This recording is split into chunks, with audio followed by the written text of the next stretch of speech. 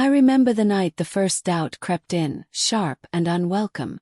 She laughed across the kitchen table, a little too brightly, her eyes flickering toward her phone as if it were a secret she couldn't wait to share with someone else. I tried to smile, to join in her humor, but the pit in my stomach had been growing for weeks. I'd noticed it. The late replies, the hushed phone calls, the way she suddenly seemed distant despite being in the same room. And I had told myself I was being paranoid, that maybe I was just caring too much, reading into things that weren't there. "You worry too much," she said one evening, brushing my concern aside with a wave of her hand. "You're imagining things again." Her voice was gentle, almost affectionate, but I could feel the subtle edge in it, the invisible barrier forming between us. I wanted to believe her. I wanted to trust that the woman I loved wasn't hiding anything, that my mind wasn't creating shadows where there was only light. But shadows were everywhere. Over the next few weeks, the tension grew quietly, invisibly. I watched her, noticing every small gesture. The way she pulled her phone to her chest when I entered the room, the hurried explanations for evenings out that never quite added up, the fleeting moments of avoidance when our eyes met. Each clue alone seemed insignificant, but together they formed a pattern I could no longer ignore. My heart ached with confusion. I loved her, and I wanted to protect what we had, but the trust one thought we shared was eroding before my eyes. Then came the evening that shattered everything. I had been at work late, my mind clouded with worry, replaying conversations and glances, trying to reconcile my love for her with the growing unease I felt. When I returned home, the front door was unlocked. That small detail should have seemed innocent, but my intuition screamed otherwise. Inside, the faint scent of perfume not her own lingered in the air, delicate but undeniable. My chest tightened, and I knew I had to face the truth.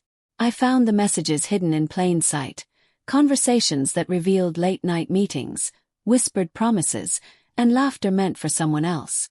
The betrayal was meticulous, careful, and shocking in its normalcy. She had treated our love as a backdrop, her actions weaving a secret life while I tried desperately to maintain faith. The anger and heartbreak collided inside me, raw and uncontrollable, yet beneath the storm was a strange clarity. I wasn't imagining it. I hadn't overthought it. I had trusted too much. When I confronted her, I didn't yell. I didn't break. I simply held the evidence in my hands, letting the weight of it settle between us. "I know," I said softly, voice strained. "I know what you've been doing." Her reaction was a mixture of guilt and defiance, and for the first time, I truly saw the complexity of her. She wasn't purely evil, but she had chosen desire over honesty, excitement over commitment. I didn't mean to hurt you," she whispered, eyes glistening. I needed something I wasn't getting here." I listened, tried to understand the motives, the cracks in our marriage that had pushed her toward someone else. But understanding didn't excuse her. It didn't heal the betrayal. I realized that care alone, my care, my love, my patience, wasn't enough when trust had been broken. The decision wasn't immediate, but it became inevitable. I packed a bag with quiet precision, feeling the weight of every memory, every shared laugh, every stolen kiss. Leaving wasn't about punishment. It was about survival. Staying would have been a slow erosion of my dignity, my self-respect. Walking away was the first act of reclaiming both. "Where are you going?" she asked, voice trembling, though I wasn't sure if it was regret or fear. "To find myself," I said. "To rebuild the trust one lost in the one place I shouldn't have." Driving away, the city lights blurred past, but my mind was sharp, painfully clear. I thought about the lessons hidden in the heartbreak. That love is fragile when built on uneven ground, that caring too much doesn't protect against deception, and that trust is the foundation of any relationship. Without it, even the deepest love cannot survive.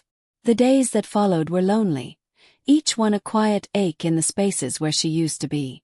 Yet in the loneliness I found strength. Every small decision, every refusal to answer a message, every refusal to excuse a lie, was a brick in the foundation of my self-respect. I remembered who I was before I became lost in her world, before I let myself doubt my instincts for the sake of love. When the first month passed, I no longer felt the raw sting of betrayal as sharply. I felt a profound clarity instead. Love without trust is a house built on sand, and I had spent too long trying to prop it up with hope. I learned that caring too much isn't a flaw, it's a gift, but trusting blindly without regard for the signs can destroy even the strongest heart. One evening, as I walked through the park alone, I noticed a couple laughing together. Their joy reminded me of the happiness I had once felt with her, but also of the lesson I had learned. True love doesn't demand blind faith. It requires honesty, respect, and the courage to confront the uncomfortable truths before they fester. I didn't hate her. I didn't revel in the pain. I simply understood it. And in that understanding I discovered my own worth, my own resilience, and the quiet truth that sometimes the greatest act of love is leaving, even when it hurts the most. And so I moved forward. Not with anger, not with vengeance, but with the knowledge that I could protect my heart. I had cared too much, yes, but I had learned more. That trust matters more than excuses, that clarity comes from facing the truth, and that real love starts with valuing yourself.